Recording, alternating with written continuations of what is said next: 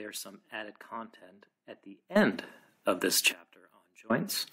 The last 4 slides have been added, and they all have to do with injuries or disorders of joints or articulations. So I wrote them out in conversational style, and so basically I'm just going to read these out to you. You should be able to match these injuries or conditions with a description. So cartilage tears, common tear in sports, usually involving the menisci and the knees. A severe tear can cause the cartilage to deteriorate over time, so surgery might be recommended. And as we know, cartilage cannot heal well because it doesn't have its own blood supply. A sprain is stretching or tearing of a ligament. Don't confuse that with a strain, which we'll see in another chapter on muscle. That's when muscles are overused or pulled. But a sprain is stretching or tearing of ligaments. The ankle's the most common area. Treatment: rest, ice, compression, elevation. Spelling the word rice as an anagram there. Mild strains can be successfully treated at home, but severe ones sometimes require surgery to repair the torn ligaments. Bursitis. Well, we know what a bursa is from earlier in this chapter. It's when that sac of fluid, which we call the bursa, becomes inflamed. Most common location is the shoulder, but also elbow and hip. We have the same treatment except for the elevation, right, as earlier. Rest, of course, usually goes away in a few weeks, but often prone to flare-ups. Tendinitis, as the name implies, is an inflamed tendon, which can be painful and tender outside the joint, most common around your shoulders. Some other common names of tendinitis based on where they're located in the body. If you ever heard of tennis elbow, golfer's elbow, pitcher's shoulder, swimmer's shoulder, jumper's knee, well, those are all different types of tendinitis depending on the joint that's affected. Most are treated with rest and PT, sometimes medication to reduce pain. If tendinitis is severe, it will lead to rupture of a tendon and you would need surgery. Osteoarthritis. Sometimes this is referred to as DJD, degenerative joint disease, but that's associated with aging and wear and tear of the articular cartilage. So the more stress you put on joint throughout your life, the earlier the onset of osteoarthritis will be.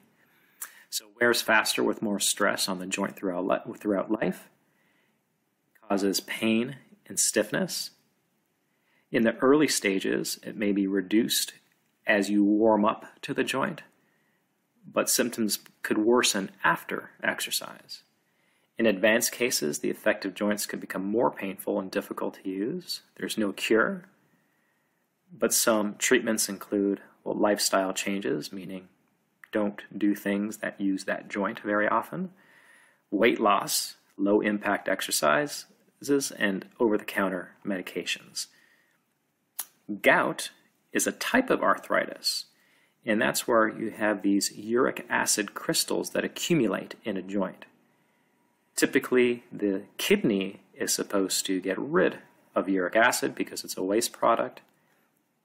It's found in the urine. However, if the kidneys aren't doing their job and uric acid accumulates in the blood, well then it tends to crystallize and accumulate in joints. The big toe is one of the most commonly affected joints. An attack might last a few days. Gout occurs when the body makes too much uric acid, or, as I said, the kidneys do not properly expel. A different type of arthritis is rheumatoid arthritis. This is an autoimmune disease, meaning it's your immune system attacking your own tissue. Your immune system is supposed to fight against foreign tissue or cells. However, if your immune system fails to recognize your own tissue as being part of yourself, that's what an autoimmune disease is. And the joints become inflamed. As it progresses, the articular cartilage gets severely damaged or destroyed. the joint will look deformed. There'll be a lack of movement and disability with those joints. Most common is in the hand, in the feet, and in the neck. No cure. However, treatments are aimed at the symptoms. Exercise, anti-inflammatory, pain medications are treatments, and sometimes surgery. Lyme disease is an infection by this bacteria, Borrelia burgdorferi. It's transmitted typically by ticks.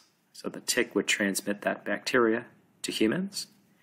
And more common symptoms is what's known as a bullseye-looking rash, fatigue, joint muscle pain, headache, fever, sleep disturbances, and difficulty concentrating if it gets severe.